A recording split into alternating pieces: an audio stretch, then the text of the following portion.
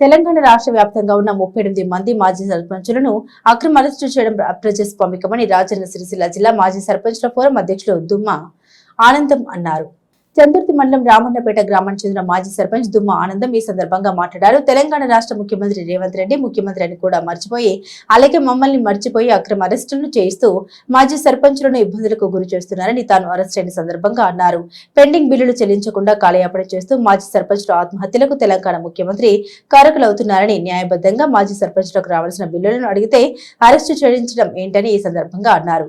తెలంగాణ రాష్ట్రంలో 15 నెలల నుండి సర్పంచులు లేక ప్రజలు నానా ఇబ్బందులు పడుతున్నారని, స్థానిక సంస్థల ఎన్నికల సన్నద్ధం నేపథ్యంలో ముందుగా సర్పంచుల పెండింగ్ బిల్లుల్ని చెల్లించి ఆ తర్వాత ఎలక్షన్స్ కు వెళ్లాలని ఈ సందర్భంగా అన్నారు.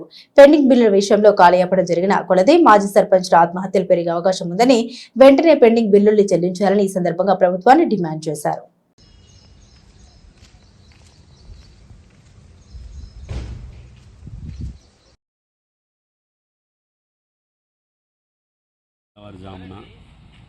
తెలంగాణ వ్యాప్తంగా రాష్ట్ర సర్పంచులను ప్రభుత్వం అక్రమ అరెస్టు చేస్తూ చేసిన పనులకు పెండింగ్ బిల్లు ఇవ్వాలని మేము డిమాండ్ చేస్తూ ఏ ధర్నాకు కానీ ఏ ర్యాలీకి కానీ మేము పిలుపువ్వలేదు. పిలుపువ్వకుండా కూడా ఈ రాష్ట్ర ప్రభుత్వం ఏదో కలాచినట్టు, లేకపోతే ఈ ముఖ్యమంత్రి గారు తానే ముఖ్యమంత్రి అని మర్చిపోయి మమ్మల్ని కూడా మర్చిపోయి ఏదేదో కలలు కంటూ మమ్మల్ని అరెస్ట్ చేయడం ప్రజాస్వామ్యక విరుద్ధం.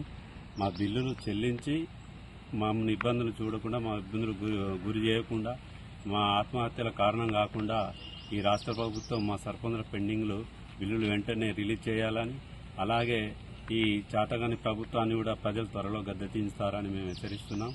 అలాగే మేము కూడా చాలా వరకు ఓపిక పెట్టినాం. 2-3 సంవత్సరాలు అవుతుంది. మేము చేసిన అభివృద్ధి పనులు కూడా ఊళ్ళలో కనబడుతున్నాయి.